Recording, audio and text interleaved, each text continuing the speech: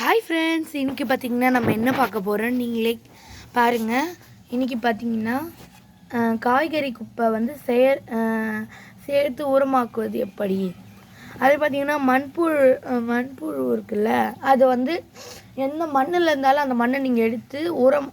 அதே மாதிரி ஆடுலாம் நிறைய பேர் வளர்க்குறாங்களா, ஆடு மாடு அந்த மாதிரி இடத்துல வந்து நீங்கள் கேட்டிங்கனாலே தருவாங்க. அந்த உரத்தை வாங்கிட்டு வந்துட்டிங்கன்னா மண்புழு உரம், அந்த ஆட்டு புண்ணாக்கு மாட்டு புண்ணாக்கு வாங்கிட்டு வந்துட்டிங்கன்னா அது ரெண்டுத்தையும் சேர்த்துடணும். அது வந்து பார்த்திங்கன்னா ஒரு 3 நாள் அப்படியே தண்ணி தெளித்து காய வைக்கணும். அப்படியே பரப்பி விடணும். எப்படின்னா, நிறைய பேர் வீட்டில் அரிசி காய வைப்பாங்கள்ல, அந்த மாதிரி கொழுக்கட்டை செய்கிறோன்னா அதுக்கு முன்னாடியே அரிசி காய வைப்பாங்களா, அந்த மாதிரி அதை தவிட்டி விடணும். அதுக்கப்புறம் என்ன பண்ணணுன்னா, மண்ணை கொட்டிக்கணும். இந்த மாதிரி கேன் வாட்டர் பிளாஸ்டிக் தான் எடுக்கணும், சில்வர் எடுக்கக்கூடாது. பிளாஸ்டிக் எடுத்தால் தான் சீக்கிரமாக மக்கும். பிளாஸ்டிக் மக்கும்னு கேள்விப்படுறீங்களா, அந்த மாதிரி தான் இது மக்கும். இதே மாதிரி தேங்காய் நார் நிறைய பேர் கிடைக்க மாட்டேன்னு சொல்கிறீங்க. நிறைய பேர் பார்த்திங்கன்னா காலையில் மேரேஜுக்கு போகிறீங்களே, ரிசப்ஷனுக்கு போகாத காலையில் மேரேஜுக்கு போகிறீங்களே, நிறைய பேர் ரிசப்ஷன்லேயும் தருவாங்க.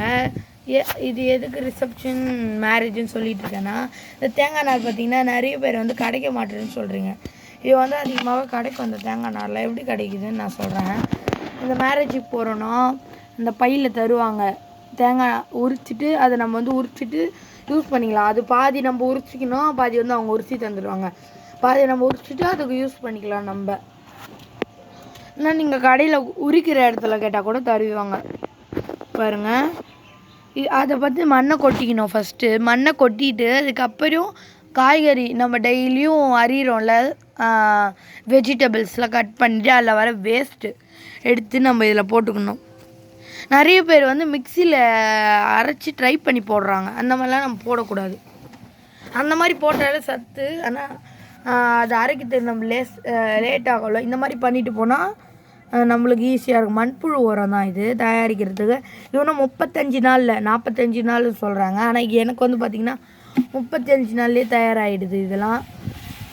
அதுக்கு மேலே வந்து காய்கறி குப்பையை போட்டு அதுக்கு மேலே தேங்காய் நார் போட்டுட்டு அதுக்கு மேலே மண் போட்டு தண்ணி தெளித்து விட்டிங்கன்னா மண்புழு உரம் 45 நாளில் ரெடி, இல்லை 35 நாள்லேயே ரெடி. இது உங்களுக்கு யூஸ்ஃபுல்லாக இருந்துச்சுன்னா தேங்க்ஸ் ஃபார் வாட்சிங். ஒரே ஒரு லைக் பண்ணுறேங்க. நம்ம சேனலுக்கு புது நம்பராக இருந்தீங்கன்னா ஒரு சப்ஸ்கிரைபும் பண்ணிவிடுங்க. தேங்க்ஸ் ஃபார் வாட்சிங்.